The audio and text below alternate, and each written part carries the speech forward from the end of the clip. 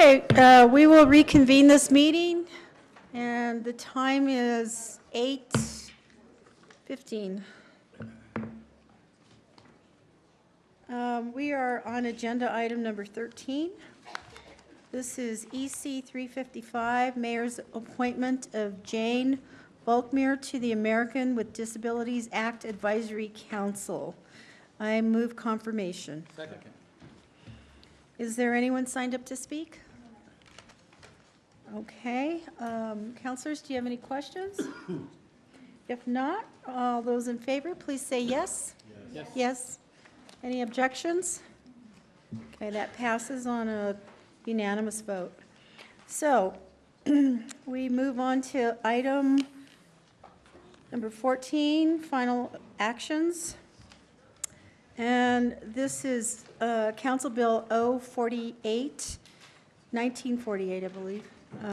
Adding a new Article 17 to Chapter 13 ROA 1994, limiting the use of plastic single-use carry-out bags, limiting the use of plastic single-use straws, limiting the use of polystyrene single-use containers, creating an Albuquerque Clean and Green Business Program, providing for administrative regulations to carry out the provisions.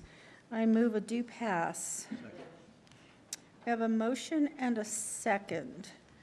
And we have 41 people that have signed up to speak regarding this particular item. And I would just remind people that there's a 2-minute limit, and our staff will keep the time on that. And also, if someone has already said what you're going to say, please think about the time, because it's 8:15, and with 41 people, we may be here pretty late. So I would just ask that we all be respectful. And with that being said, I will call the first 3 people, and then I'll continue with the next 3, and so on and so forth. So our first 3 speakers are Suki Wampler, and then Sage Pizzo and Nola Haggerty. Kaya Tulai. Could you come up, please? So the process basically is, please introduce yourselves to us, and then you'll have 2 minutes. Suki Wampler?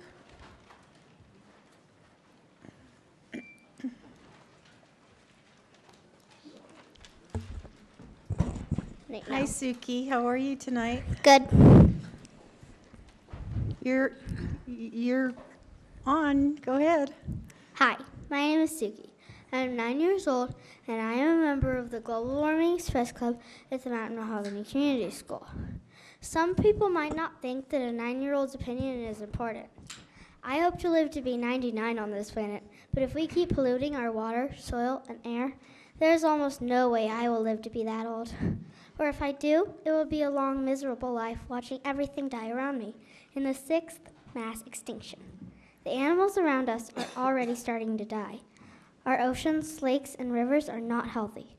They are polluted with tons of plastic, but we just keep making more and more. I would like to ask the Albuquerque City Council to do the right thing and take the first step toward creating a clean and healthy place for me and everyone else to live. I deserve the happy, clean, and safe city that passing this bill would bring.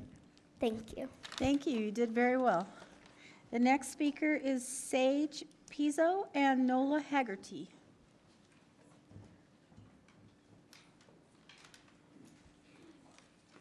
And I just want to say thank you all for having the courage to come up and speak. Hi, my name is Sage. I am 9 years old. Hi, my name is Nola, and I am 9 years old.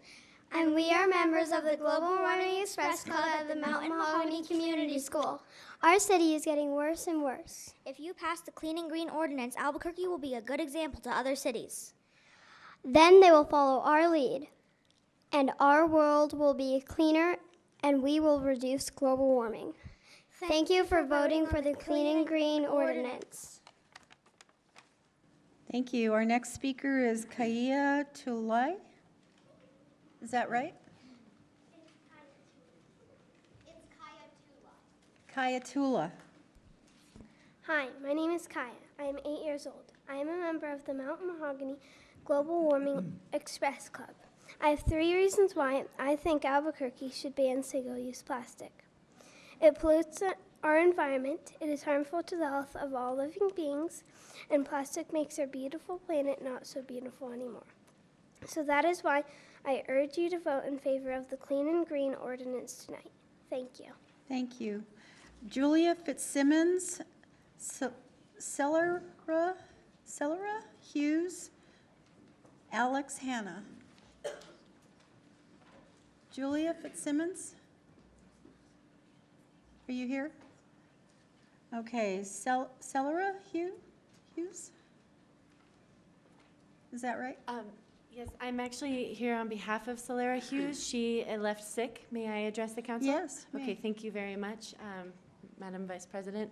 I am here today to read a statement on behalf of Cellera Hughes. Can you identify yourself? Oh, please? yes, my name is Rachel Zulevy. Thank you. Nice to see you all. She had to leave with her daughter, they were here, but her daughter became ill. And I'm also reading for her on behalf of the members of Moms Clean Air Force who are in favor of the Clean and Green Ordinance. As parents, we take a lot of care thinking about what we put in our child's environment. And today we want to focus primarily on the health impacts of polystyrene. It does not biodegrade. It may break into small pieces, even minuscule pieces, but the smaller EPS gets, the harder it is to clean up. It is made of fossil fuels and synthetic chemicals. These chemicals may leach if they come in contact with hot, greasy, or acidic food. Yes, they keep your chili hot, but they may also add an unwanted dose of toxins to your diet. Animals sometimes eat it. Not only can they not digest it, but the foam could be full of poisons that it has absorbed from the contaminants floating in the water. It cannot be recycled. Some commercial mailing houses may accept packing peanuts, but our local recycling sorting facility does not accept any foam food containers. We cannot afford to make choices based solely on convenience and cost anymore. Others today will say how much money will go into this transition, but please do not forget to consider the real cost to our health and environment as well. Our state and federal representatives have all made strong statements on how New Mexico can lead on climate. Albuquerque can also lead by passing this ordinance. Our city is ready to take on this change. Albuquerque is ready for this. Thank you very much. Thank you for coming. Alex Hanna, Liam Costrin, and Athena Hanna.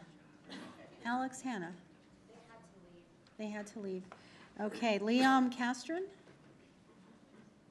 Leon Castron. Athena Hanna, I guess she was with Alex, maybe? Oh, did I hear? She said yes, she was with.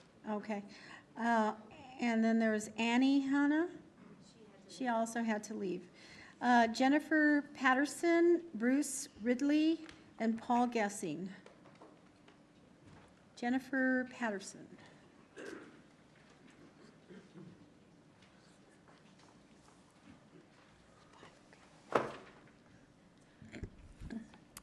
My first presentation is on behalf of Ani Hanna. She left me two carry out from restaurants. This one was 12 cents more.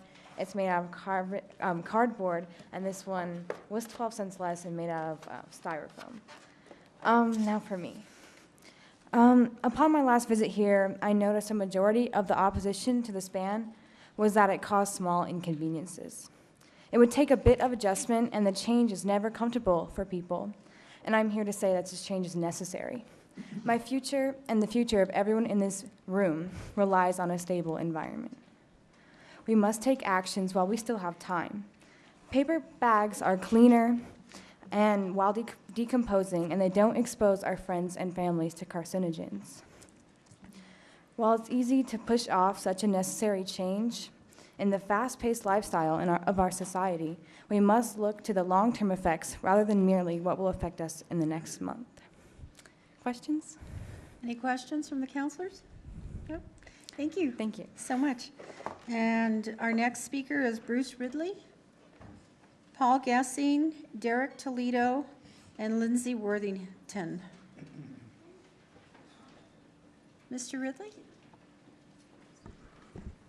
Good evening. Good evening, sir. My name is Bryce Ridley. I'm a resident of District 6, I believe.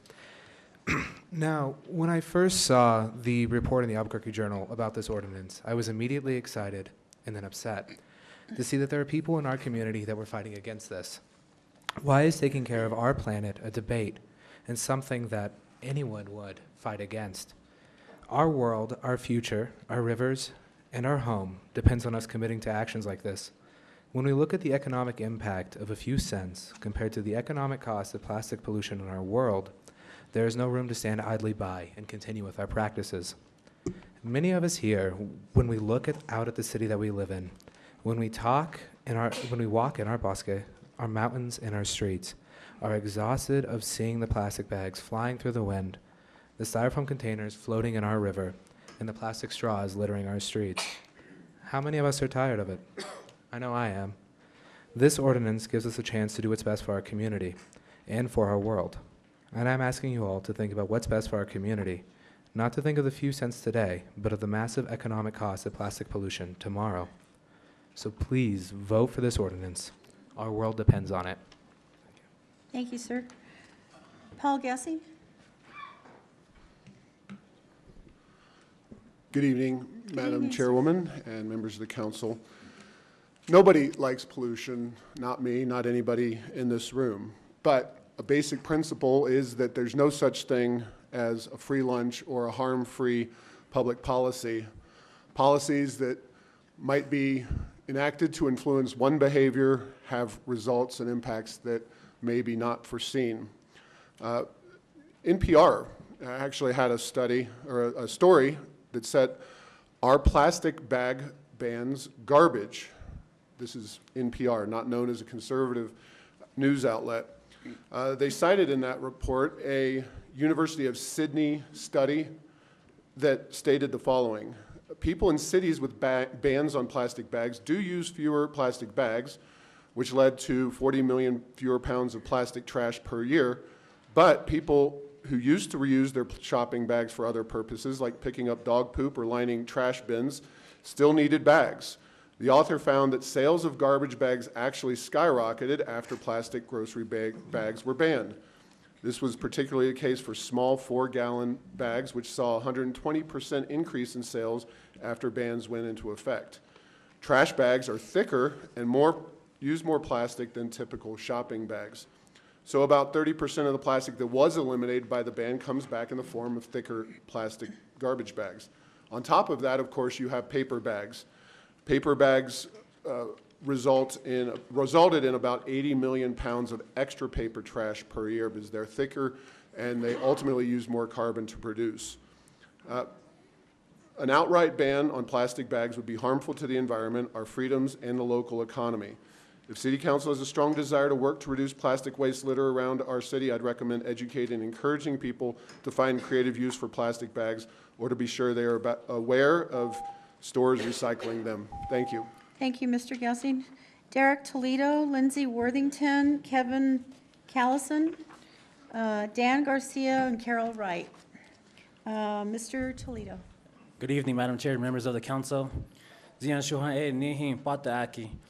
My name is Derek Toledo from Jemez Pueblo, and I didn't prepare a speech today. I usually do when I'm speaking to an audience such as yourselves, but I wanted to talk on the common sense of this ordinance. It just makes a lot of sense to eliminate the pollution that's happening around Albuquerque.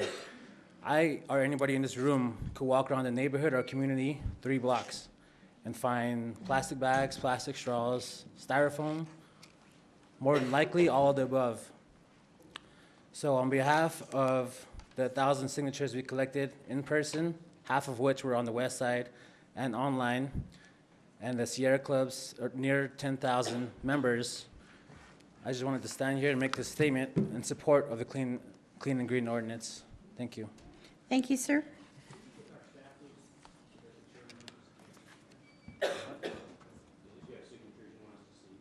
Oh, there's someone here. Yeah, you can give those to the staff and If you'd like to pick them back up, we can make copies of them also.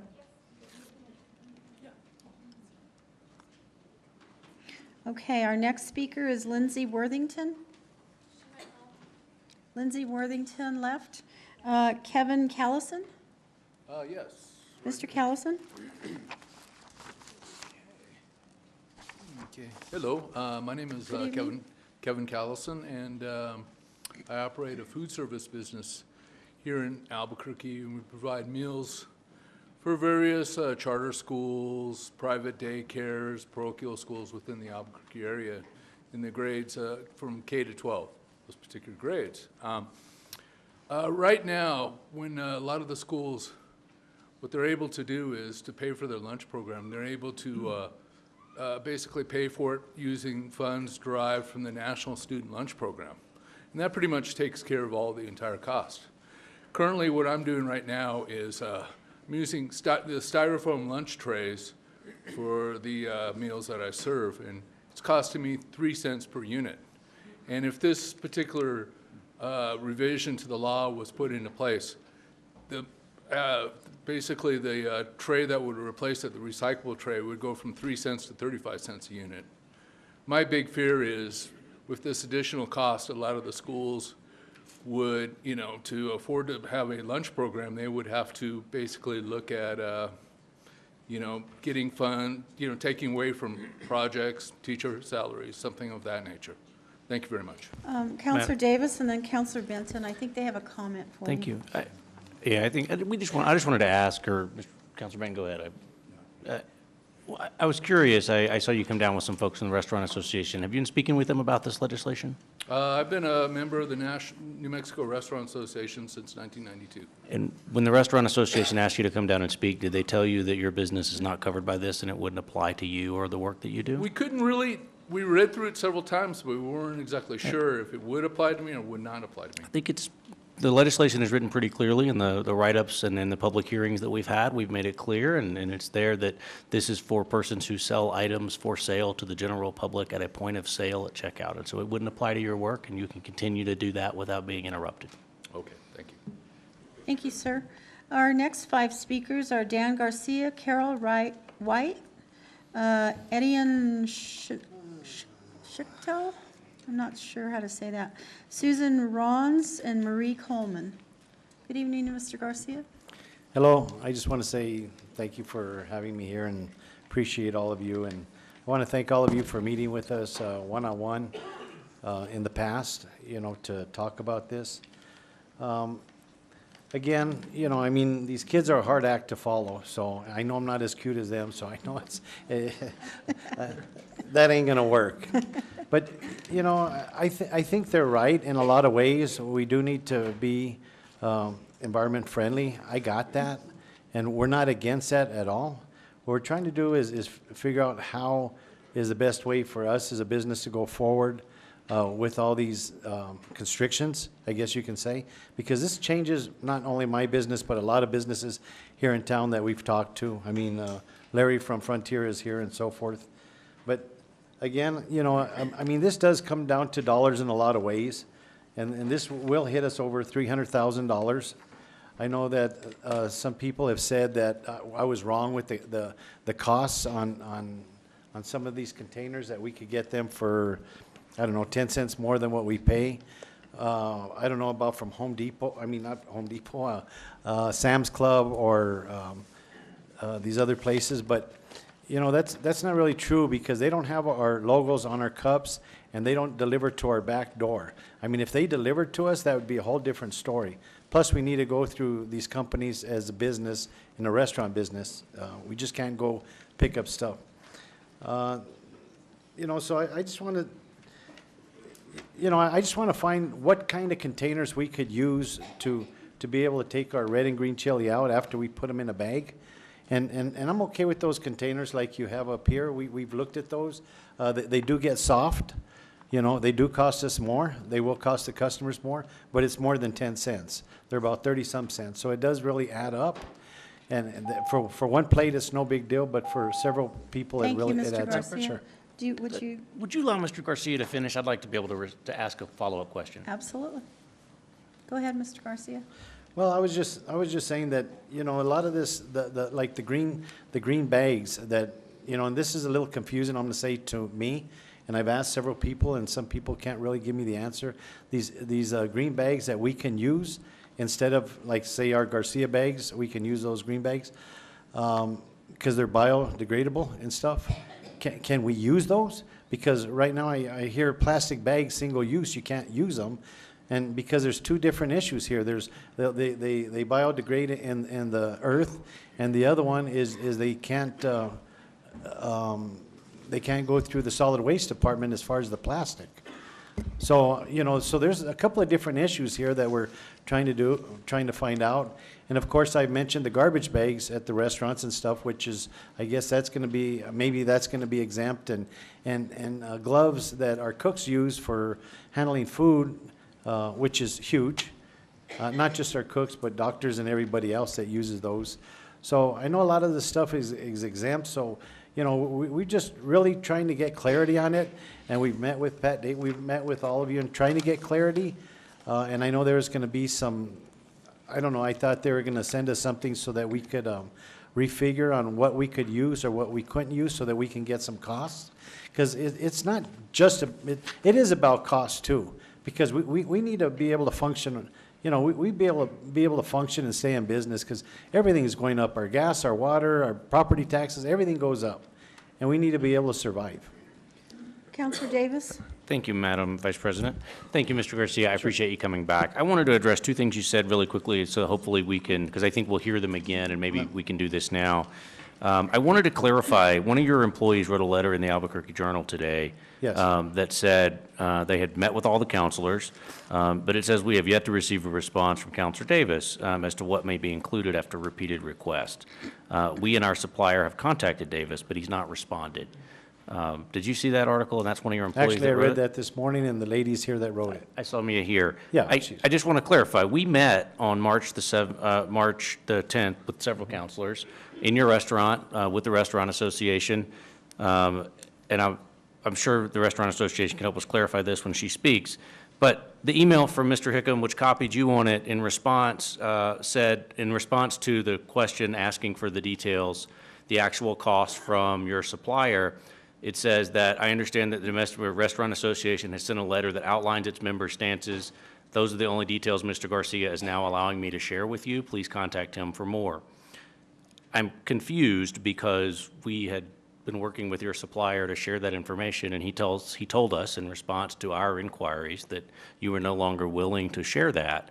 And so I'm frustrated. I'm sorry, no longer to share what? The data that we talked about the cost for the replacement, so we can include it. I have no problem with that. I don't know why he said that. I mean, But you're copied there on that email. But well, I want to just, tell you, but I do, go and ahead, I go appreciate it. ahead. You've been good to work with us. I just want to acknowledge that we've reached out, and the amendments that we are proposing tonight, and we've talked about them in our public meetings, that the Restaurant Association chose not to attend after they said they wouldn't participate, were taken from our input meetings. So we are including biodegradable bags if they're qualified and biodegradable in our landfill as one of the amendments tonight, and we took that from our meeting. I'm disappointed that the folks that chose to represent you haven't communicated that back, and I'm starting to see a pattern that I'm frustrated that the Restaurant Association has chosen not to communicate to its members the information that we've communicated to them about the updates, and because we're working to do that, and I appreciate your input. I'm gonna actually stop this because, and Councilor Davis, with all due respect, I think it doesn't help us move forward. You know, so if that's okay with you. Can I just Madam Vice President, I appreciate it. I just wanted to clarify the record from Yeah, the and I speaker, and I understand that. appreciate that, Yes, and we'll go have a ahead. chance to do One that. last comment, and then we're gonna I would move just forward. like to say that if that was sent out to me and copied to me, I get so many emails from just our managers, our business, you know, counselors, so I'm not always up with everything, and I got that, so it could have been, you know, on my part, but, you know, but even, you know, the purveyor, Ben and Keith, and they couldn't be here because they can't represent one way or the other. He did tell me at one time that he was having a little trouble getting some information from you, but I don't know if he ever got it. I think that he did. We that- have that a was- number of so- amendments that we're going Yeah. to be looking at this Okay. evening, so maybe that we can Okay, alleviate well, I some of appreciate those. whatever you can do for us, because this is, Thank you, sir. this is a tough situation. I think counselors, in all due respect, are looking at both, what Sure. is good for business, but what is also good for our environment. No, So I agree. hopefully we will come up with that Yeah. answer. Thank you. Thank you, Carol Dave. Wright, Indian, I don't know how to say this last name, Schichtel? Schichtel, is that correct? Susan Rons, Marie Coleman, and Elliot Patton. Could you please all come up? Carol White? Madam President and council members, my name is Carol White, not Wright, and Oh, okay. it looks like White? Wright. No R. Okay. I'm the CEO of the Restaurant Association. Our members do support moving toward environmental friendly operating practices. And regarding this ordinance, we've met with city councilors, key community leaders, including the executive director of the New Mexico Recycling Coalition. We've talked with local restaurants and leading restaurant suppliers. And we've been in contact with the city of Santa Fe regarding their green ordinance. In our discussions with the Recycling Coalition, we came to an agreement that the ordinance should amend and address these following points. Now, we agree on everything with the Recycling Coalition, and you all have their paper as well as you have ours.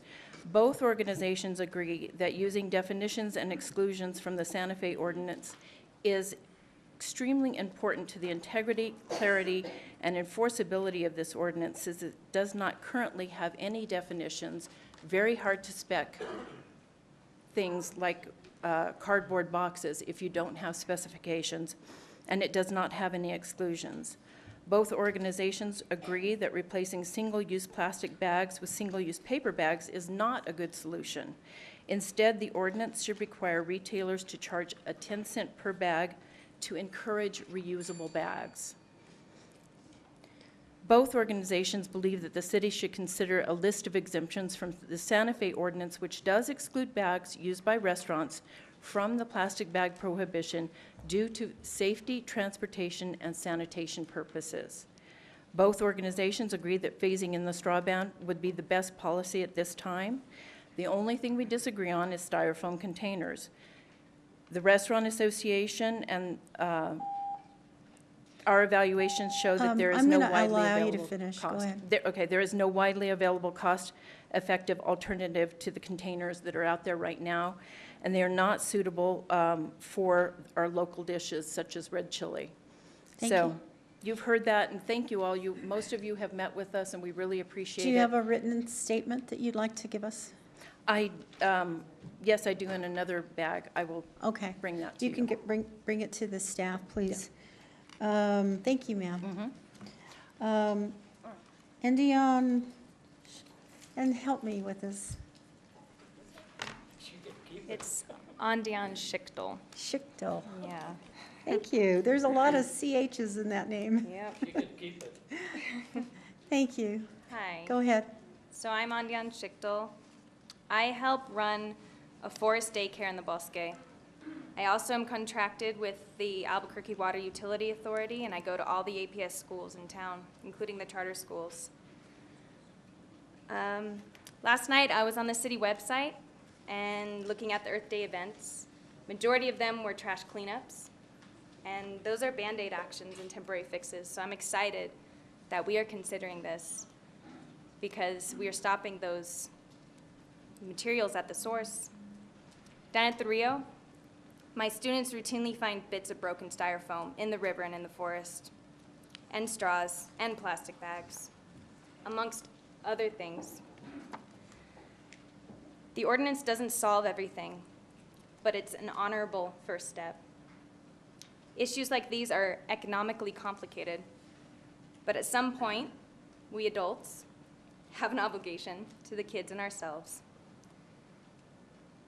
We have a lot of work to do, and let's do it together the best way that we can. Thank you. Okay, I'm going to call the next five. Susan Rons, Marie Coleman, Elliot Patton, Ann Allender, and Sarita Strang. I believe that's any of those folks here tonight? I'll say it one more time. Okay, Susan Rawns, Marie Coleman. Either of you here? Elliot Patton? Elliot. Okay, Susan? I'm Ann. Marie Coleman? Marie. You're next. Marie. Marie? Hi, I'm Marie Coleman. I own the Church Street Cafe. And I think the thing is here, it's all about choice. It's not about mandate and making another law.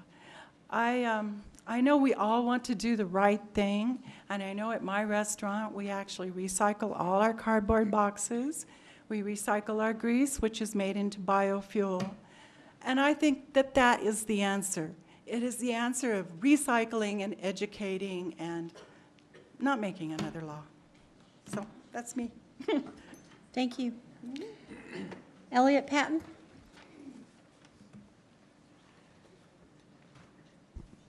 Hi, I'm a 7th grader at Bosque School, and I mean, walking through our city, I see so much litter everywhere. Plastic, styrofoam, all this litter, and it's not always intentional.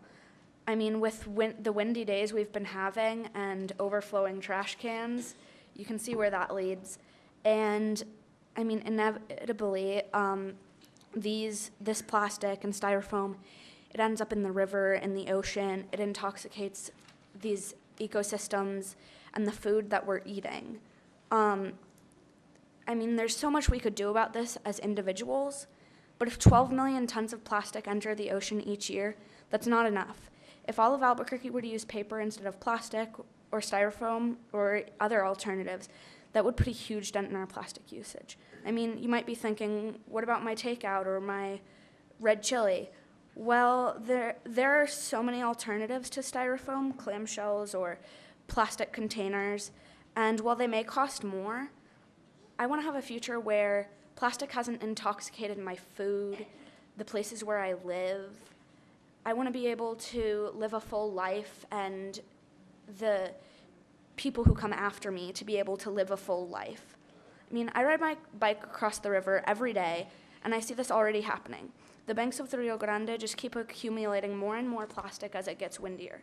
Don't we all just want to keep Albuquerque beautiful? Well, I'm aware that these plastic alternatives cost more. I encourage you to invest in us and our future.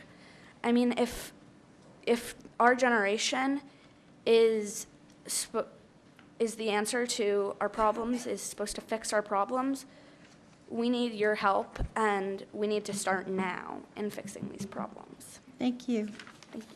Ann Allender?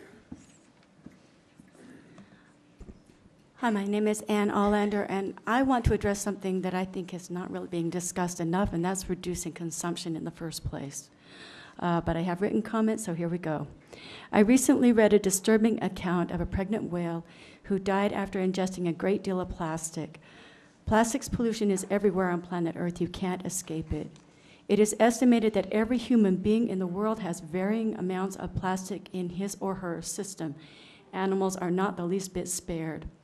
One of the most insidious things about plastics is that many break down into micropellets that are impossible to contain. They contaminate our air, our water, our soil. They have been implicated in climate change on a much more serious level than previously imagined. There's a saying, you are what you eat. Well, I choose not to be plastic. At the January 28th City Council meeting, this fellow gave me a card. And basically what you do is you hand it to the waiter or waitress at a restaurant and say, I'd like to go as plastic-free as possible. Will you honor that? Showed this to a gal. She was clueless, so we need a little bit of education there. I would love to walk into a restaurant where I'm not automatically handed a straw with water I expressly ask they not give me, given strange looks when I bring my own hard plastic container for take-home, emphatically insisting that leftovers not be placed in a bag that will only be used as a garbage liner when I get home, because I don't have liquids in there anyway. The easiest way to address waste is to not produce it in the first place. Thank you. Thank you, ma'am. Sarita Strang?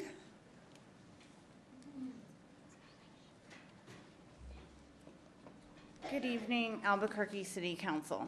My name is Sarita Strang. I have a master's degree in health science, and I also worked in epidemiology for 2 years at the University of New Mexico. In the 1990s, there was a large controversy in this country about whether to ban smoking in public places, including bars and restaurants. Many restaurants considered these proposed bans an economic threat.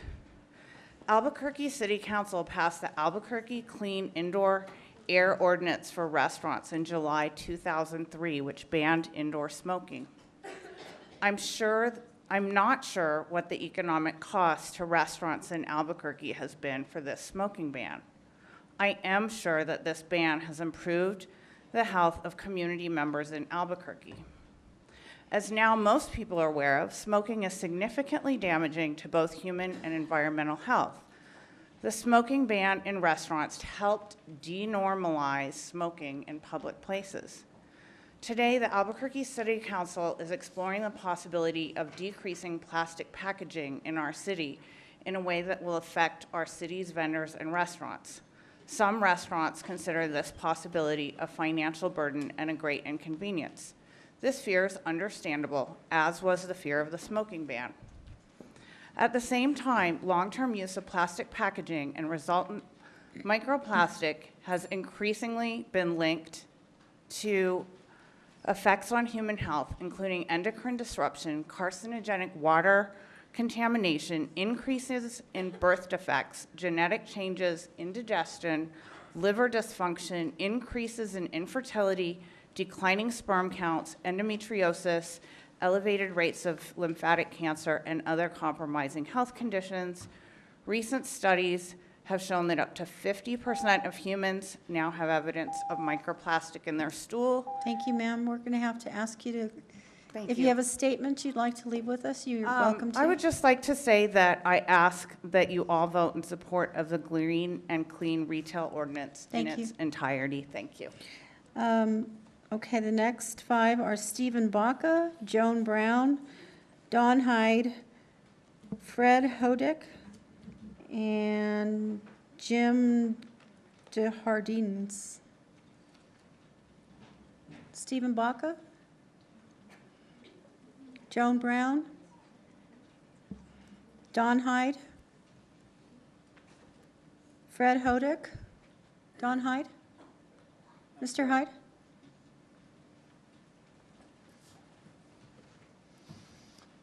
Vice President and councilors. Oh. Is that better? Yes, thank you. My name is Fred Hodak, and I've been here for a while. And I am changing what I was going to say a little bit. There's 2 points that I really would like to make tonight.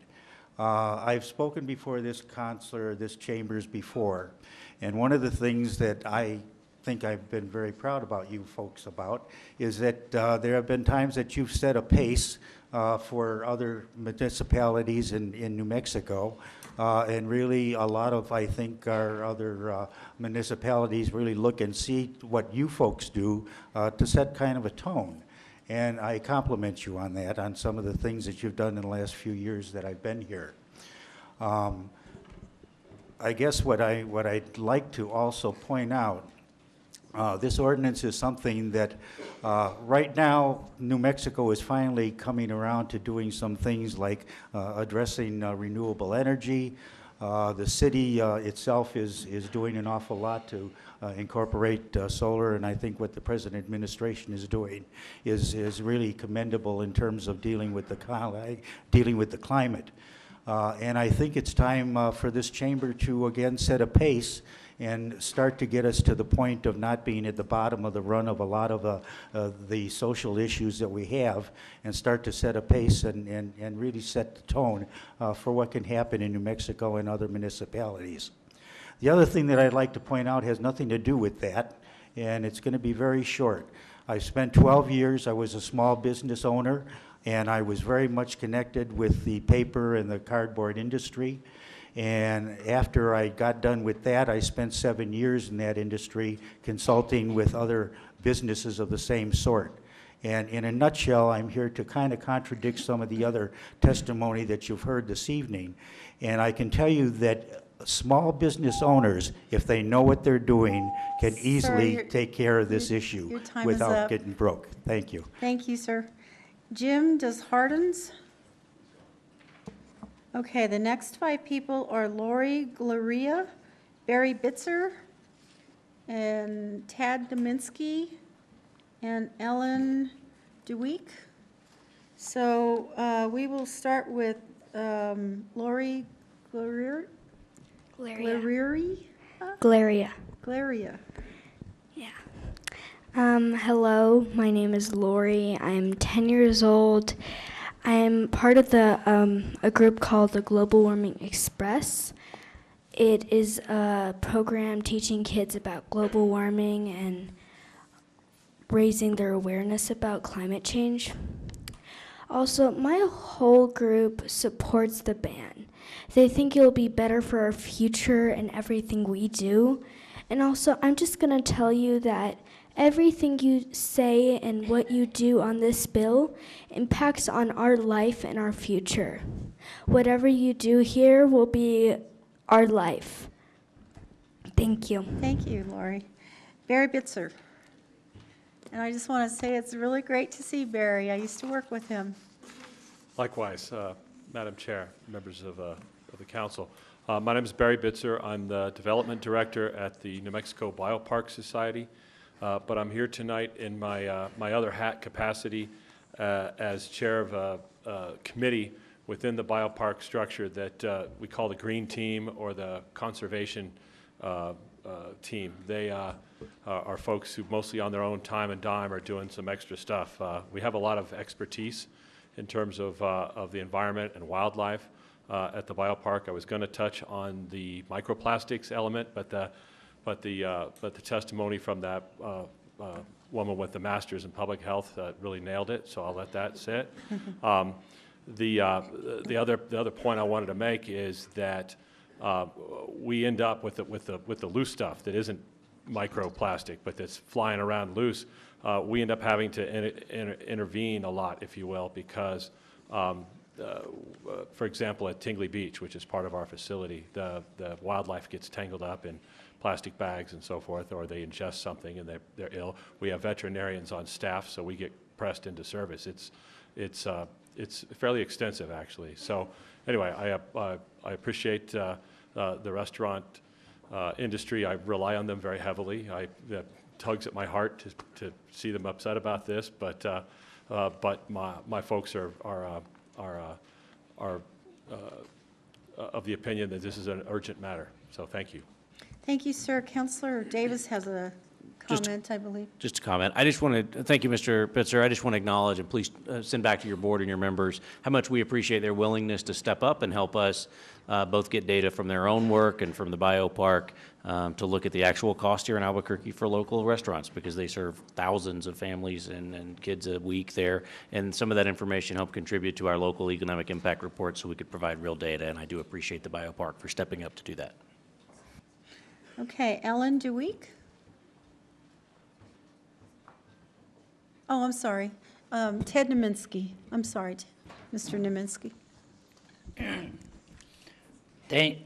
Excuse me.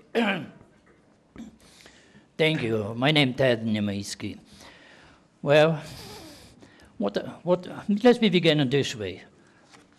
I ask every council, why don't you go, I commend goes every Sunday morning or evening better and look at what's going on Central Avenue.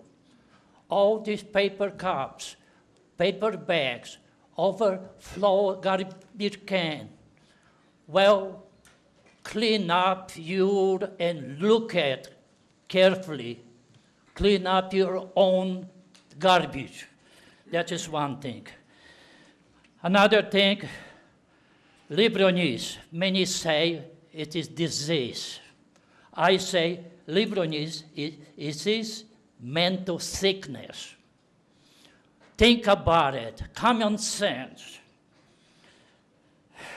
So anyway, you exempt restaurants, small businesses, who's gonna pay price? All these other customers will pay price. I already pay in one business, pay Safeway. I pay $1 for every purchase I go, at least, because they don't have plastic. On the weekend, I had chance to collect bread for the animals. Well, in large quantity. Then when I get back, because much of bread doesn't have bag. So I bring it and put to plastic bag. I can go on and on. Common sense. Thank you. Thank you, sir. Ellen DeWeek? The impact on animals from plastic pollution is tragic. All kinds of land and sea animals are eating plastic and ingesting it. To me, the most startling thing about the picture of the albatross we saw tonight was that the bird's organic body is decomposing, and soon nothing will be left except that pile of plastic. We share the planet with many other beings that all have a right to exist. How dare we, for our own selfish comfort and convenience, threaten their lives so callously? I wish the public would wake up and see the terrible thing they are doing to the planet, but we can't wait for that. We have to take the responsibility of forcing these steps to reverse this catastrophe. We must stop creating new plastic and pumping it into our environment right now. We must stop perpetuating the demand and thereby the manufacture of these products. Even if our plastic doesn't end up in the ocean, it is part of the problem. And it really is very easy to bring your own shopping bags and to-go containers to stores and restaurants. I bring my own container to the restaurant all the time, and I bring my own bags. And it's really, we have a treasure trove in our closets. I made a bag out of a bat shirt, and then this is the Toss No Mas t-shirt from Albuquerque that I made a bag out of. And there is a cost to correcting the pollution problem. I mean, I don't understand how anybody cannot know that there is going to be a cost to it. And I personally am not going to patronize any of the restaurants that oppose this because their bottom line is more important than the health of our planet. Thank you, ma'am.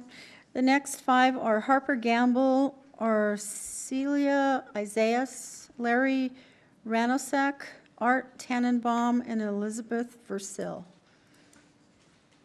Mr. Gamble, are you?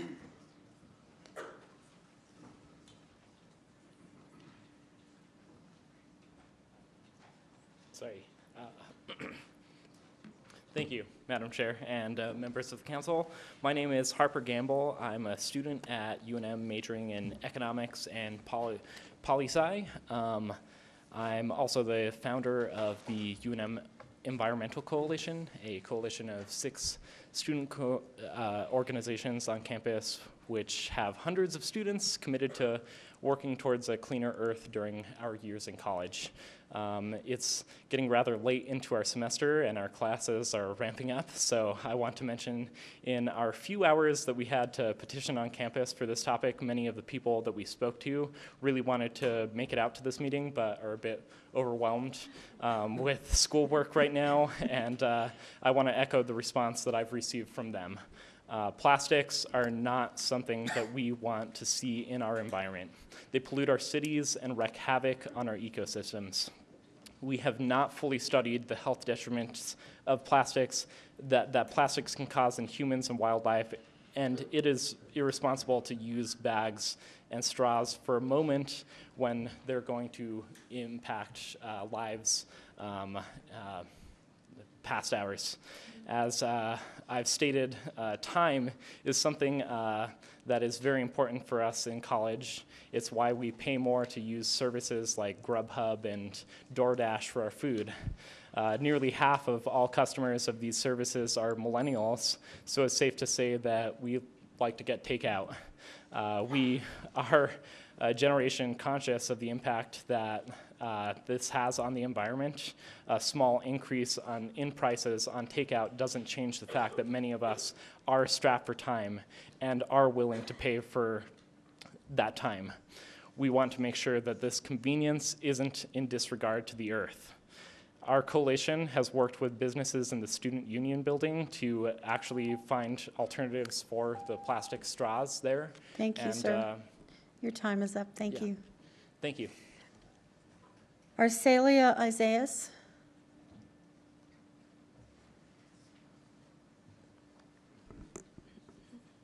Thank you, Madam President and council members. My name is Arcelia, and I'm speaking on behalf of Environment New Mexico, a nonprofit citizen-based environmental advocacy organization for the state of New Mexico. We support the Clean and Green Ordinance limiting the use of single-use plastic bags, straws, and takeout containers. It wasn't very long ago that we knew how to live in a world without plastics. Now, our country throws away more than 4 million tons of single-use plastics each year. In New Mexico, we throw out about 420,000 foam cups every day, which go on to pollute our waterways, clog our landfills, litter our streets and parks, and harm our wildlife. Polystyrene is especially harmful because it doesn't degrade, but rather continuously gets smaller. Unlike paper trash, which breaks down within 1 month, it can take hundreds to thousands of years for these foam particles to fully degrade, meaning every piece of polystyrene ever made is still out there. Nothing we use for a few minutes should threaten our health and pollute our future for hundreds of years. Just last summer, we collected more than 4,000 petitions across Albuquerque supporting a polystyrene ban, showing that our communities want this change to happen. With so many safer alternatives to single-use plastics at our disposal, we can and should relearn how to flourish in a manner that fosters a sustainable future for generations to come. Thank you. Thank you. Larry Reynosek? Sir? Good evening, councilors. I am Larry Reinashek, and representing Frontier Restaurant and Golden Prides. We feel that this very costly ordinance that would more than double our paper cost with an increase of more than $265,000 per year that will have to be passed on to our customers. At what price point will the customers quit coming? We don't know. But we have seen that whenever we do have to raise prices, we don't get the increase that the prices are. So people do scale back or quit coming. Our industry, from talking to our suppliers, is that our understanding from talking to our suppliers is that the eco industry is not able to handle the increased usage of its paper straws and the takeout containers that this could cause. We constantly work to reduce waste and recycle what we can. We recycle cardboard and cooking oil at all our restaurants. We use non-disposable plates, coffee cups, and silverware for in-store dining at Frontier. We feel Frontier and Golden Pride are not ready for this costly ordinance. Thank you. Thank you, sir. Art Tannenbaum?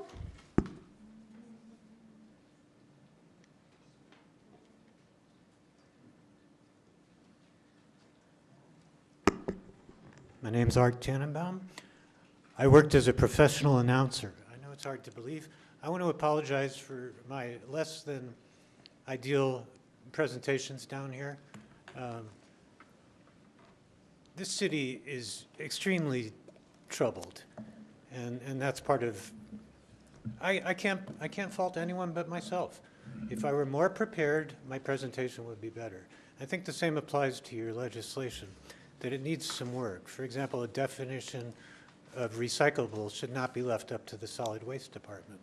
By the way, does the solid waste department have a spokesman or three?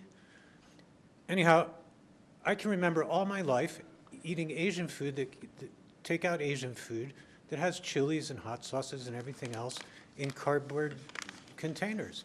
And I'm old enough I'm old. Anyhow, we do have a responsibility, an obligation, a duty to protect our children. There are other costs besides financial. Money is just a tool. I don't buy the restaurateur's argument Everyone, just about everyone says the cost is going to be passed along to the consumer. I would guess that price point would be greater than 50 cents. Also, I would encourage the council, if you are going to revise parts of this legislation, to look beyond Santa Fe, look to Seattle, maybe.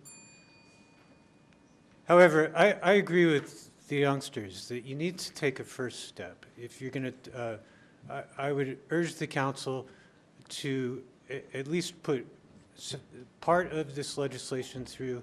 The hardest part is getting started with many things in life. And every great journey begins with one step. Every great journey begins with one small step. So we owe it to ourselves and our children. Thank you. Thank you, Mr. Tannenbaum. I just want to mention that your T-shirt is very nice. Oh, thank you, Councilor Borrego. And if I may, I'd like to. What's that? Ms. Thank you, Borrego? sir.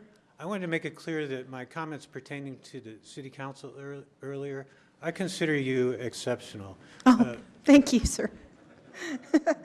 I happen to be the newest counselor, so I don't have as much history, but thank you so much for being here. Thank you for your public service. Elizabeth Versil. Elizabeth Bensel. Bensel. I'm a business owner in Albuquerque. We don't give any takeout things. I'm a lawyer. We just give paper. But this ordinance, plastic versus paper, punishment versus proactive. I used to be 9 years old, and my generation used to be going to save the world, too, just so you know. I was one of the editors of the Natural Resources Journal when I was in law school. I've been a conservationist and environmentalist type person. I don't eat meat. I don't even like styrofoam. But I'm concerned here at the increased use of paper and cardboard in this environment. And I just think this is a blind decision to say we're going to get rid of plastic. Those plastic bags that you get at the store, they have multi-uses. I don't throw any of them away. We reuse them for everything. There are plenty of people in Albuquerque that use plastic all the time. Your garbage pickup, the people who put dog poop, mutt mitts in the park, the medical industry, the medical gloves, all of that is plastic. And so why are you just picking on plastic bags and takeout? I think that is just an easy solution. What happens when you transfer everything to the use of paper is you cause clear cutting of forests to get that wood for the paper. I was having a conversation with one of the young ladies about how she feels like you can recycle paper. And I asked her, have you ever done that? Because I use paper, that's what my business is. And recycled paper, after a while, breaks down. It's not as strong as the original paper. Everybody wants original fibers. Why are we not recycling plastic? Plastic stays the same over and over again. There's tons of, and I'm not talking about styrofoam, I'm talking about the plastic bags that are completely recyclable. Thank you, ma'am. The next five are Linda Starr, Reagan Madison, Lindsay Ross, and Mia Herbert. Linda Starr, Reagan Madison, Lindsay Ross, Mia Herbert. Are you here? No? Okay, so then the next, oh, you are? I'm sorry, go ahead. Yes. Hi. Hi. I would like to thank the council for meeting with us over the last 60 days to help explain the ordinance to us and to answer questions that we've had. I know your time is valuable.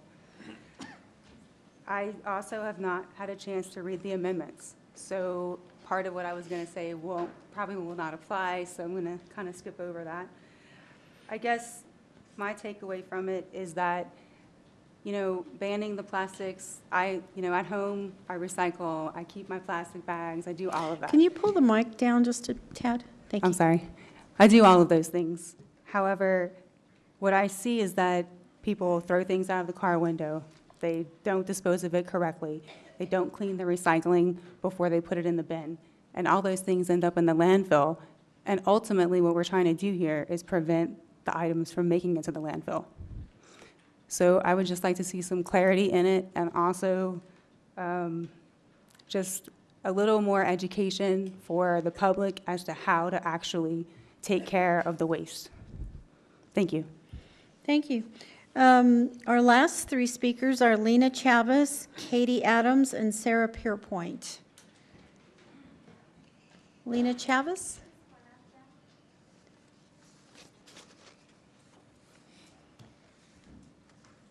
Hi. My name is Lena Chavez, and I'm a 7th grader at Bosque School. I wanted to come up here tonight and speak here as an advocate for the plastic ban here in Albuquerque. My family practices zero waste and the elimination of plastics at our house and when we travel. I wish that more families would put to use these practices to help save our environment from waste that endangers the lives of animals both of land and sea. These items that would be banned are not recyclable, but that would not matter anyway. I think it's important that uninformed people learn that recycled plastics do not go away. They're used to make hard plastics that will end up in the environment.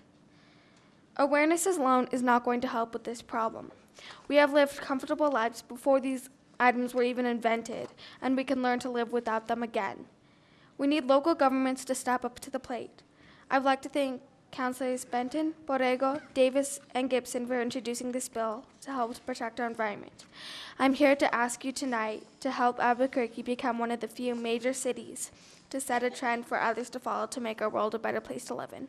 Thank you. Thank you. Katia Adams? Good evening. My name is Katia Adams. I live in District 6. I would like to respond to some of the things that I've heard here today, even though I had like a sort of a speech prepared.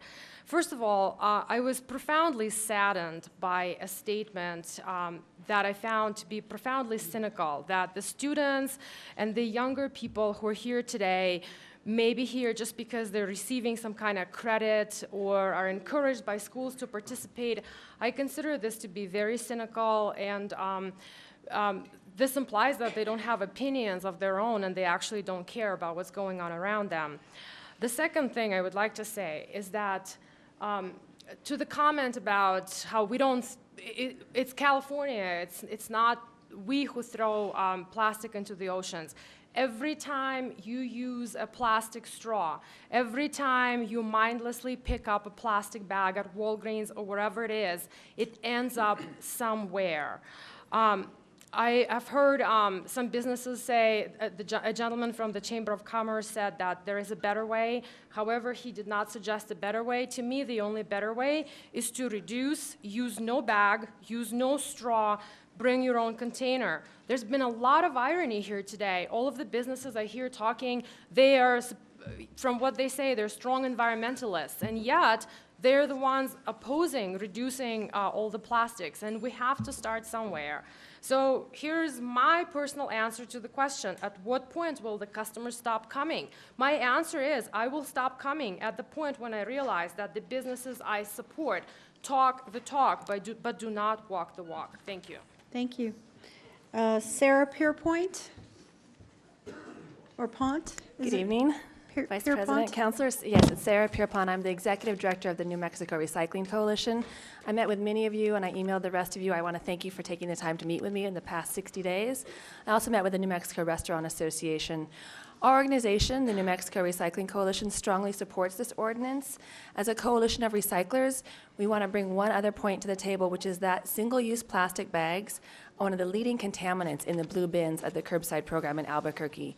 These bags get into the processing systems at the Friedman Recycling plant and cost a lot of time and money because everything has to shut down to close down the recycling plant and clean out the screens. So for these reasons, we really support this ordinance. We have met with the Restaurant Association. We do understand that a lot of communities have been able to successfully put in phased-in components, such as the Los Angeles County. They have a phased-in straw ban, where the straws are first part of that phase is that they are only brought in upon request. We are okay with that. Our main issue is getting the plastic bags out of the recycling stream. But a lot of people have talked about replacing one single-use item, such as a bag, with another single-use item, a paper bag. It's imperative if we want to make the goal of this ordinance to make reduction and reuse a priority that you have to have an incentive. People are just going to replace a plastic bag with a paper bag if we don't give them an incentive.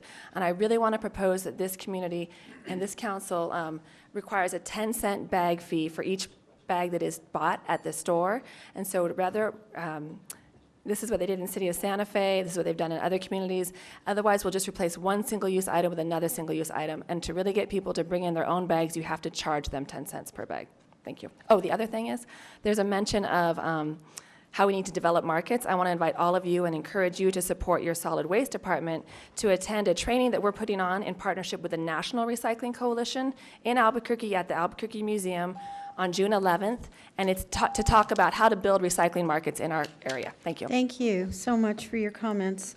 Okay, so that was the end of our speakers that signed in for public comment. So I'm going to ask the council a question in terms of your sentiment. Would you care to have some discussion, or would you care to move forward on the amendments right away? I'm going to get your comments regarding that. Councilor Sanchez? Yes, Madam Vice President, I would like to move forward with the amendments. We've been looking at this for some time now, and I think it's important that we just discuss these amendments and move forward with a decision, hopefully this evening. Okay. I want to thank everyone who was here this evening to speak. This has been a very emotional and difficult issue for all of us. All weekend long, my inbox was inundated from both pro and con, and so I think all of the counselors up here have heard a lot of, seen a lot of information. We received the fiscal impact analysis on Friday, and I'm saying this just for the public because there's people watching this program, and I'd like them to know, kind of in full disclosure, what the information that we've been given.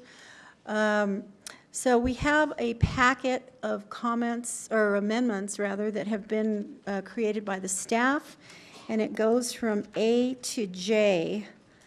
And I guess what we'll do is take I think the way that the staff organized this, counselors, is they organized the technical amendments kind of first, and then kind of the more substantial substantive comments later in the packet. So with that being said, comments A through J, and everyone should have a packet. Councilor Jones? Thank you. If I may, Madam Chair, just want to clarify when our acting president said the staff prepared these, doesn't mean that staff wrote these on their own. These are prepared, they're written and put together in a packet on the request of counselors. Right. And the counselors are the ones who put forth these amendments. What I meant was that they prepared the packet for us. Thank you. So we'll start with, since we have a motion on the bill and a second, the first amendment is floor amendment A, and that is sponsored by Councilor Davis and Councilor Benton. Thank you, Madam Vice President. Floor Amendment A, which I'll move as floor amendment number 1, includes several items. Essentially what this legislation, or what this does, is twofold. It clarifies the timeline for effectiveness of the single-use bag ban and language clarifying what is acceptable, and it clarifies that straws should be available only upon request in response to input that we got, and we just heard a speaker speak of that. It also clarifies that if the business offers straws, they must offer both biodegradable and plastic options. Plastic options are required for ADA requirement, but they would be by option and by request.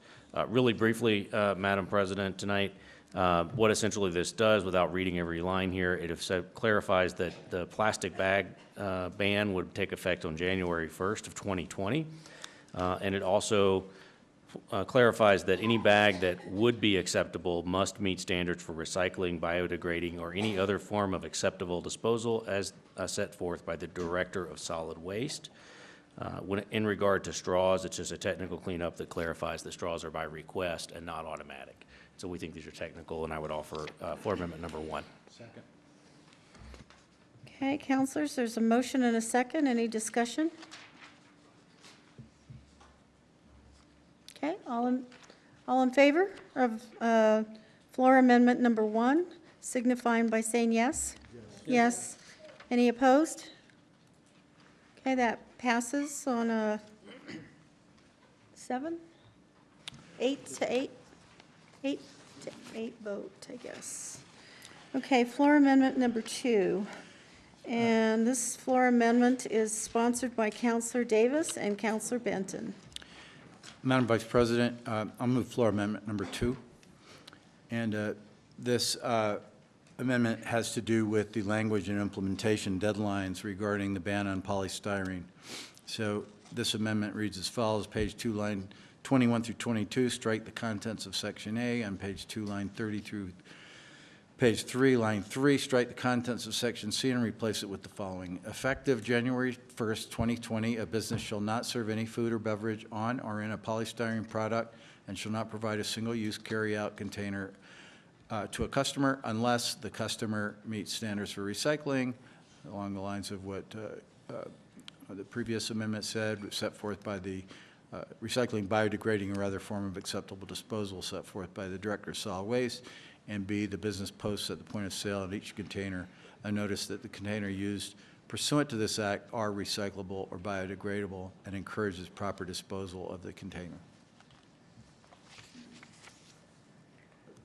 So effectively, this changes the date and clarifies, or is the date the same? The same? Clarifies. Date. Okay. just Madam to make President, sure. essentially what these amendments allow us to do is to break each of the plastic bag, plastic straws, and polystyrene out into separate items so that we can discuss them differently down the road. Okay. Okay, any other discussion? All in favor, counselors? Signify by saying yes? Yes. Yes. Any opposed? No. So that passes on a 7-1 vote. Okay, we will move on to floor amendment number 3. Madam President, I would move floor amendment number 3, which is item C. In lieu of reading the long list of items here, let me simply say that this language replaces the enforcement language in the original draft, which was somewhat ambiguous and referenced misdemeanors, with language that was created by the administration for environmental health and the Solid Waste Department to more streamline our enforcement procedures. Essentially, this outlines that for each violation of this act to an offending business within a 36-month period, for a first offense, it shall be a $250 fine, a civil fine of $500 for second and subsequent offenses, and then it sets up the regular hearing process. Madam President, this is consistent with the way we enforce our noise ordinance against businesses like bars and restaurants. So I would move floor amendment number 3. Okay, there's a motion and a second. So essentially, I guess what this sets up is a fee structure for the city if there's a violation of the ordinance. It does, Madam President. We were just conscious of input we got to be sure that we weren't going to accidentally criminalize the behavior of the cashier. We wanted to tie this to the policy of the business. And so this, again, follows like we do the noise ordinance, which attaches to the business ordinance. Councilor Sanchez? Thank you, Madam Vice President. What did you determine why the cost should be $250 for the first offense and $500 for the second offense? Did you look at other municipalities across the country?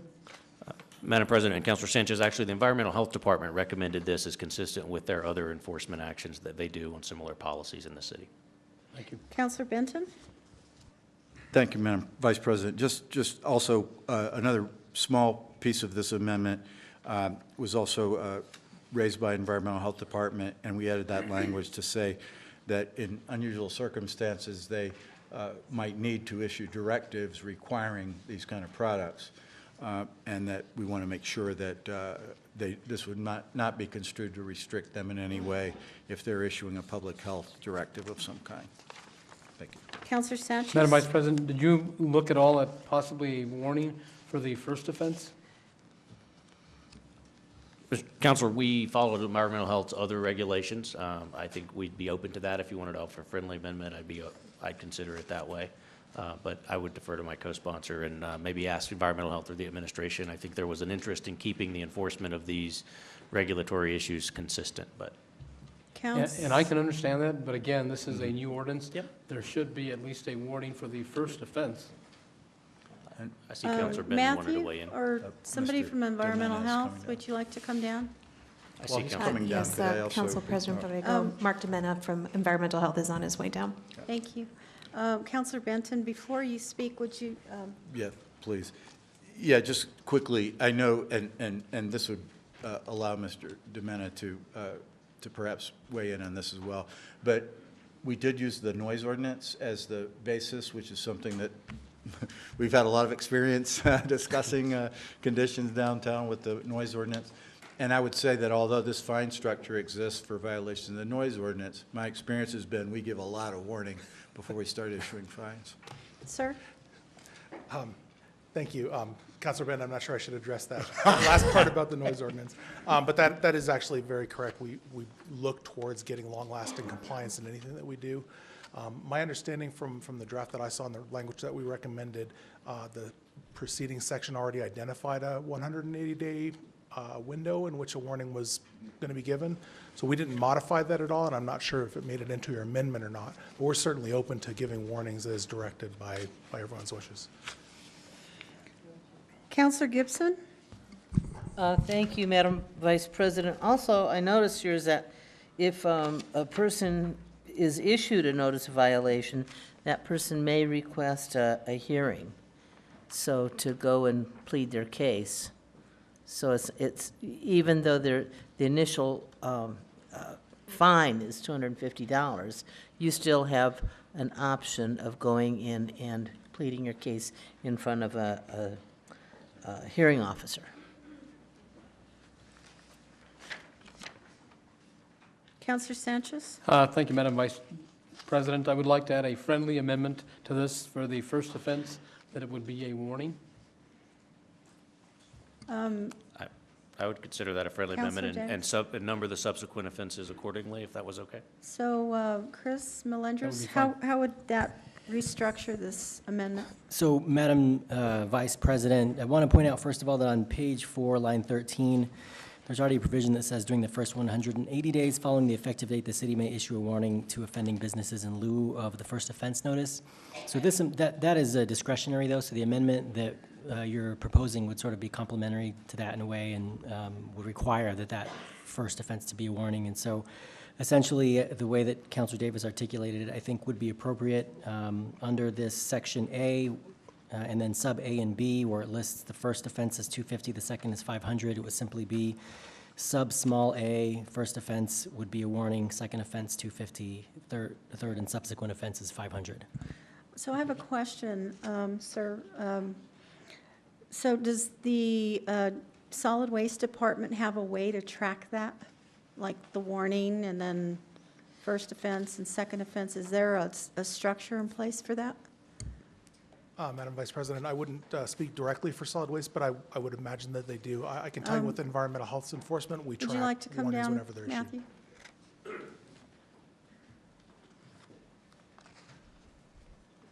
Good evening, Council President and Councilors. Why we did this working with environmental health is because they do have the enforcement hand that they can do. So we would work with environmental health to track who has been fined, who hasn't been fined, and we'll work with their director to come up with an MOU in between the interdepartmentals. We'll do a lot of the educating and doing all of the training and all of the things like that, and then we'll work with environmental health to track. But what I'm asking is and Sarita, you may want to weigh in, is when somebody is fined, there's a money transaction that occurs. And that's we handled through keep track of that. If there's just a warning, and then the second one is there something that triggers that, one is a warning and the next one is an actual cost? Council President, I'll let Mr. Domena answer that, but it'll be handled similarly to the noise ordinance. Madam Vice President, we track everything that we do with enforcement through a proprietary software that the department uses for everything, and it allows us to look at past any kind of compliance effort we made, any kind of enforcement action we've taken, so we can look back and see historically. And in anticipation of the second part of a question that may be similar, when we're talking about over a 36-month period, we actually look at those windows already. I'm just So it making wouldn't be a sure that, you guys are going to come back to us and say, hey, now we need a new software that's going to cost us, $1 million or something. So I just want to be clear. Okay. Madam Vice President, I don't think that's an invitation, but we've invested over many years in the software we're at. Thank We're you. happy. Okay, so we have a friendly amendment to floor amendment number 3, which was accepted by the sponsors, I believe, and seconded. And I think we're ready for a vote. If there's no more discussion, Councillor Jones? Thank you, Madam Chair. I do have a question, and I don't know the answer yet, so this might be a stupid question, but these seem like rather large fines for the use of plastic.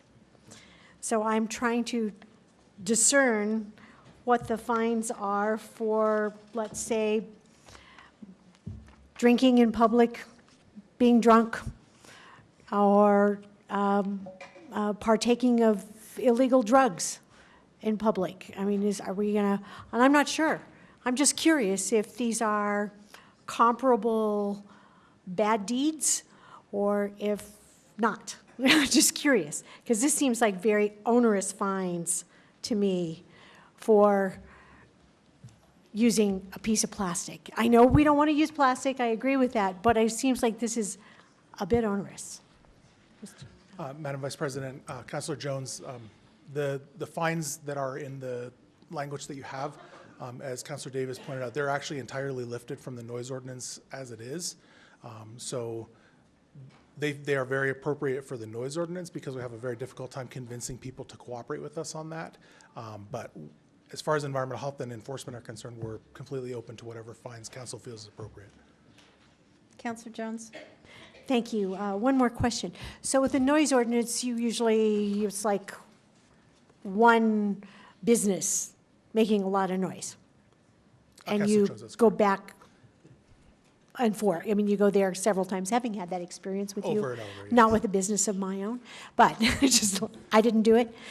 But, so if we find a restaurant using banned plastic, will they be fined for each person who gets a piece of banned plastic? Will they be fined once for banned plastic? How are we going to do this? Madam Vice President, Councilor Jones, I believe the language includes something that refers to it as a single calendar day. So we would intend to fine the business owner on any individual day in which we find that they're not in compliance. So it wouldn't be, well, I found 200 straws in the restaurant, so here's 200 fines. It would just simply be, It'd here's every today's. day that they're still using those straws or whatever, they will be fined if you go back and check on them. That's how it would intend to be in effect, yes, Councilor Jones. Something else on the level of fines, just to refer back to the noise ordinance, that's something that requires us to go outside of our normal operation at off hours, sending people out when they wouldn't normally be there. And we sense that some of the businesses that we deal with that would treat that as an operating cost and just pay the fine. With the ordinance that's in front of you, there's already some operational cost that's being kind of considered there, and we're already in a lot of these facilities doing regular inspections. That's how the enforcement would be handled. So again, it's not putting us out to try to take on that enforcement piece any further. Okay. If that makes sense. And if I may, just one more comment. This is only a Councilor comment. Jones. Thank you, Mr. Dementa, and you do a great job, incidentally. Interestingly, again, we find that the state law max for a first DWI offense is $500. So I have to say, is the use of plastic in a restaurant only half as dangerous as someone being out on the road drunk and driving? I mean, I think we're kind of, I'm uncomfortable with these fines. I think they're a bit onerous for what we're talking about. So obviously I can't support, I think this is onerous. I think we're a little over the top when we have more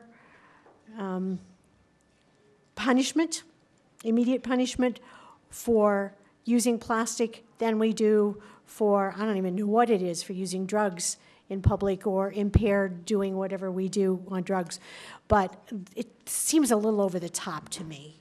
Sponsors, I think that we need to take another look at this. Would the sponsors like to respond? Really quickly, I just want to, and I think this is an important conversation, I want to draw the difference between individual criminal misdemeanors under the city's ordinances that, absent any other fine defined, have up to a 90-day in jail and $150 fine, something relatively minimal, but that's for individual criminal actions that we define as criminal. This deliberately is not intended to be that way. It's intended to simply to leverage against the business license. I think this is consistent, as we've heard testimony, that this is consistent with other enforcement mechanisms under environmental health, and in the interest of keeping it simple for our staff and in keeping it consistent. I think that's important.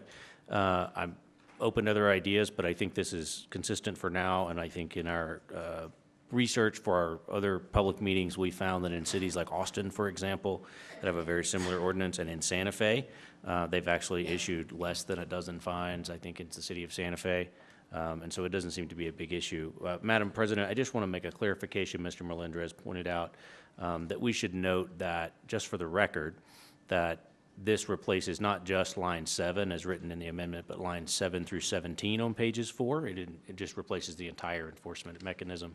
I think that's clear in the plain reading, but just in the summary, we wanted to make that clarification for the record. I would like to ask the sponsors if they would like to table this until the very end, because we don't know if the other portions are going to, there's some other amendments, and maybe we can come back to this. Madam President, I think we'd be open. I'd be open to that. However, I just want to point out, I think it's important to get the technical pieces in, because the subsequent pieces, if they pass, would remove references to sections, and if we do those removals first, we have to rewrite this later. And I guess my question, Councilor Davis, is this applies to all pieces of the bill, right? So if some of the pieces are removed from the bill, would this still be applicable? And that would be my question. That's why I would ask you to consider that we table it until the end. Councilor Benton? I think there's nothing wrong with the idea. I would just say that if some of the other provisions are taken out, the fine, there's no suggestion that the fines would be different depending on different aspects of the bill, so we might as well just cut to the chase at this point. There may be. And the reason that I say that is that, if we approve the plastic bags, or if we approve the straws, if we approve only one of those in tandem, basically, it would be different. So Councilor Sanchez? Thank you, Madam Vice President. I would like to move another friendly amendment regarding the fees and the fines to be reduced on the second offense, because the first offense would be a warning, to $100, and the second offense would go from $500 to $250, and any subsequent offense after that. All right with me. Okay. Second? Okay. Second? Okay. Friendly amendment. So, okay, how does this work, Chris? We're making an amendment to this bill, and it's already been moved. Madam Vice President, we've noted the proposed amendment, and it sounds like it's been accepted. The fine structure would simply be reduced from $250 and $500 to $100 and $250 respectively, and it's noted. Okay, so Councilor Sanchez has proposed we reduce the fine from to $100 and $200, is that correct? $100 and $250 for subsequent offenses. Okay, and there was a second, and all in favor of that friendly amendment, say aye. Yes? Madam Chair, Madam Vice President, no, it was accepted by the sponsors, so okay, it becomes part of the motion, correct? Easy for me to say, right? Okay, so all in favor of this, say yes. Yes. Yes. Opposed? All in favor of the bill as amended, say yes. Of the amendment. Yes. Yes. Opposed? So that's 6-2. Thank you. Okay, so we will move to floor amendment number 4. And this is Counselor Davis and Counselor Benton. Thank you, Madam Vice President. So floor amendment number 4 is fairly simple. It just strikes the language about a fee. And I do appreciate Ms. Pierpont's thoughts on this and the whole idea of reducing waste on a larger level. And that is something we might want to tackle going forward. But this amendment intends to just make this a business decision as to how people decide to charge for these. Now, if a business chose to charge what they would call something like a takeout container fee, they could, or they just add it to their price of doing business. Okay, so there's a motion and a second. All right, any discussion? Counselor Jones. Just a statement, can't help it. I think this is much better. This is how we incentivize people to do things. If it costs them a little money to do it, they'll start bringing their own cloth bags or whatever. So I am definitely in favor of this. Okay, any other discussion? So we have a motion, a second. All in favor, say yes. Yes. 8, any opposed? So that passes unanimously. And that was floor amendment number 4. Floor amendment number 5. Floor amendment number 5. And I am sponsoring this bill. And basically what it says is that any fees charged by a retailer should be waived for persons paying with public assistance. And I would like to move approval of this. Second. Motion and a second. Any discussion? Counselor Benson? Well, I think the previous amendment obviates the need for this, Madam Vice President. Well, I kind of So disagree. we're not talking about fees. And of course, again, a retailer could choose to give some bonus to a person on public assistance or not. Since there's no longer a fee, there would be no fee to be waived. Counselor Gibson? So I thought it was a little overly prescriptive before when we were saying that retailers may charge up to 10 cents. I think that's stepping beyond the bounds of city government, really. Businesses should be able to charge whatever they want to charge, at least theoretically. And so for the city to impose its will on, who should get a break, in other words, I think goes right along with that. I don't think that is up to us. I think that's up to the retailers to handle that as they wish.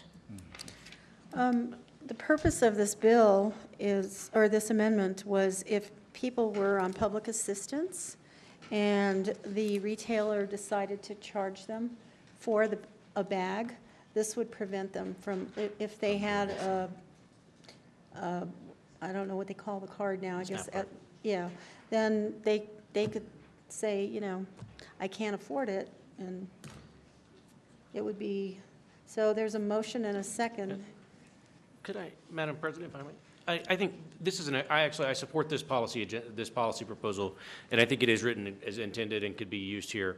Let me say, in our research, and I think we've had some conversations with various folks, that Santa Fe, the experience in Santa Fe, as you can read in the New Mexican, has been that retailers have had a hard time implementing this.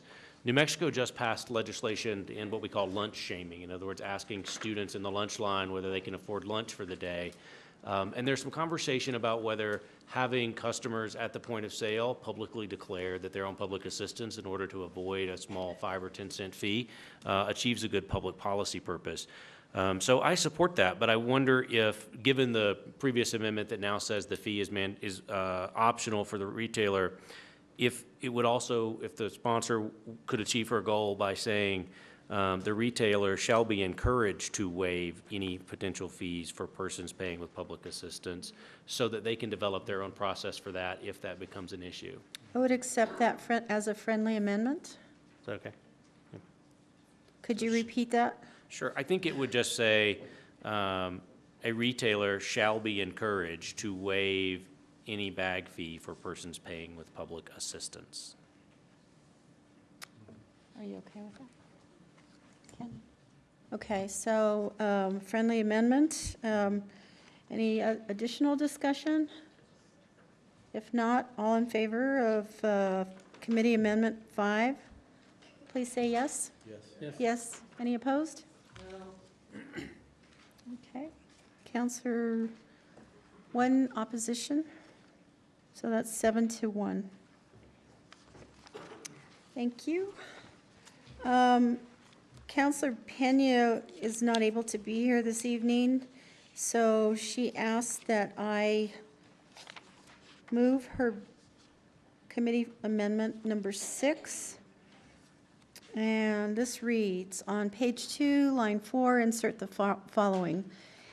In addition to city efforts to limit plastic waste and single-use plastic pollution in our city, the city recycling program can also present a significant opportunity for environmental impact mitigation and community improvement, and moving forward, the city should study options for improving the effectiveness of its recycling program, included but not limited to evaluating the reasons for recyclable contamination rates and options for a city-operated recycling facility. And thank you.